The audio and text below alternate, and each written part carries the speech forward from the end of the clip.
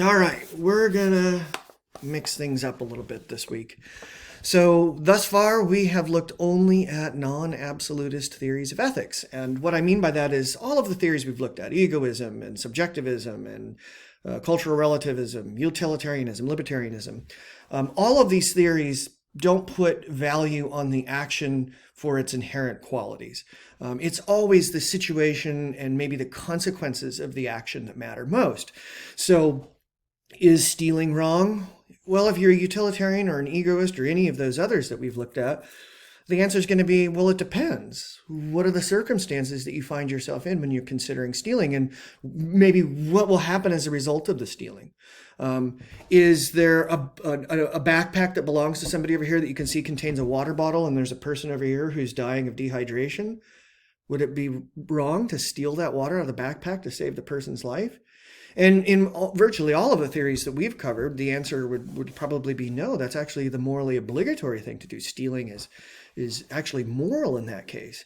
But if you're considering taking some money from little girls who are selling cookies in order to put gas in your car, yeah, that's a little different. Okay, so same actions, taking something that doesn't belong to you.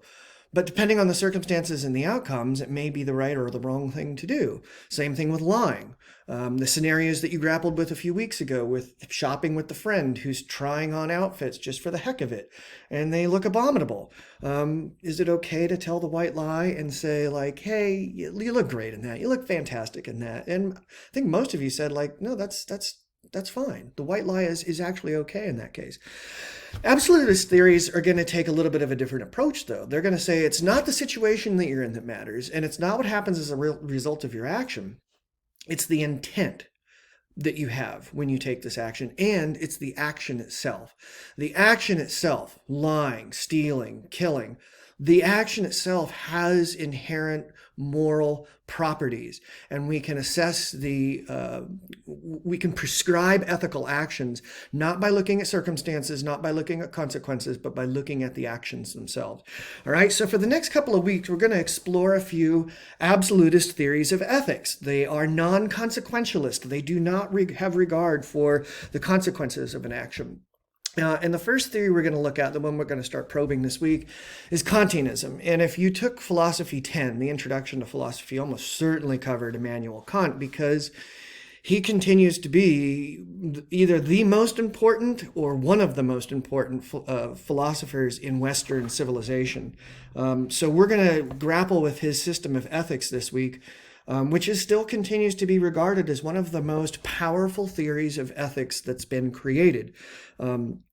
So we'll look at that this week. And as you do that, I want you to keep a couple of things in mind this week. The first is, and you'll see this in your thought primer as you start working through it, I want you to start thinking about how you answer this question. Do humans have a nature? Is there such thing as human nature?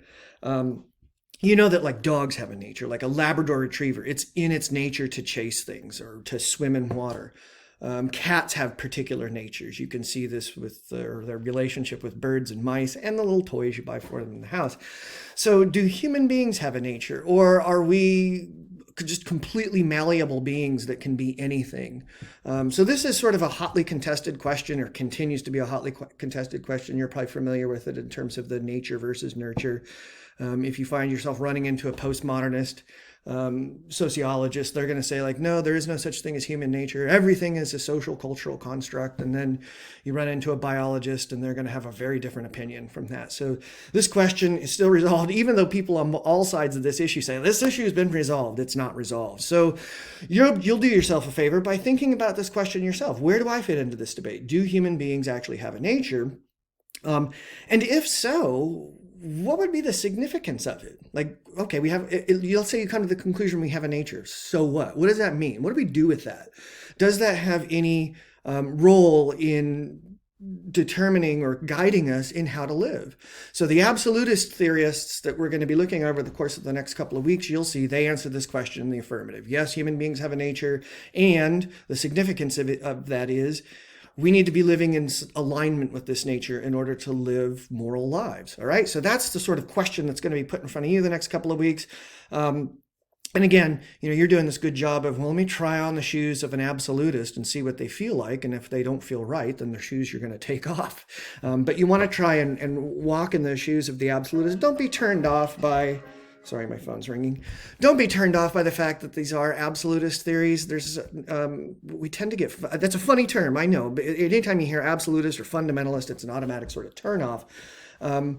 But the funny thing is that absolutism is kind of a tricky concept to grapple with, because the moment somebody says like, oh my gosh, there's no such thing as absolutism. And it's like, really? Are you absolutely certain about that? So it kind of gets funny. So just kind of roll with it, see what it feels like. Like I say, if the shoes don't feel good at the end of the journey this week, you just take them off and you say, I've tried those on and they're not for me. All right. So have a fantastic week. If anything comes up, just shoot me an email. Yeah, have a good week.